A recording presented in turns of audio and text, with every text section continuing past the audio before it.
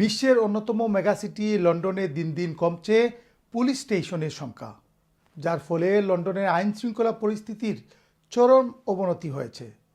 কেন police station বন্ধ হয়ে যাচ্ছে সেই বিষয়টি জানাতে সঙ্গে আছি আমি শাকির হোসেন।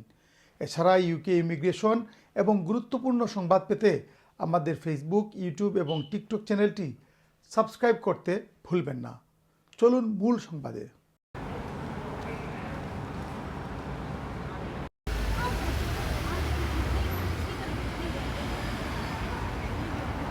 গত 2 দশকে লন্ডনে বাস করা মানুষের সংখ্যা অবিশ্বাস্য গতিতে বাড়লেও বাড়ছে না আইনশৃঙ্খলা রক্ষায় নিয়োজিত বাহিনীর সদস্যদের সংখ্যা।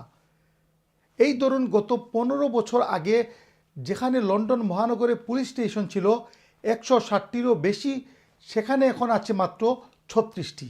ভাবা যায়? যার ফলে বিশ্বের নামকরা এই সিটিতে অপরাধ প্রবণতা কমার বিপরীতে বাড়ছে প্রতিদিন।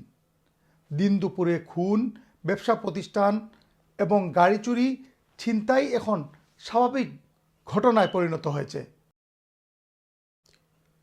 গবেষণা বলছে, পুলিশ স্টেশনের সংখ্যা হ্রাস পাওয়ার ফলে সহিংস অপরাধ উদ্বেগজনক হারে আরও বাড়তে পারে। দি ইন্ডিপেন্ডেন্ট পত্রিকার এক প্রতিবেদনে দাবি করা হয়, লন্ডন শহর হতে হঠাৎ করে পুলিশ স্টেশন কমে যাওয়ার অন্যতম কারণ হলো অর্থনৈতিক দৈন্যদশা।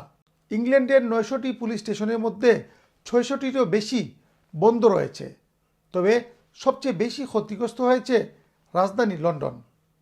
পুলিশ স্টেশন বন্ধ হওয়া নিয়ে লেবার এবং কনজারভেটিভ পার্টি একে অন্যকে দোষারোপ করছেন।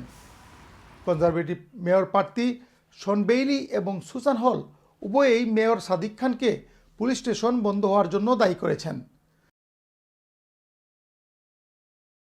যদিও মেয়র সাদিক খান বলেন, বরিস জনসন মেয়র থাকাকালীন সময়ে সবচেয়ে বেশি পুলিশ স্টেশন বন্ধ হয়েছিল।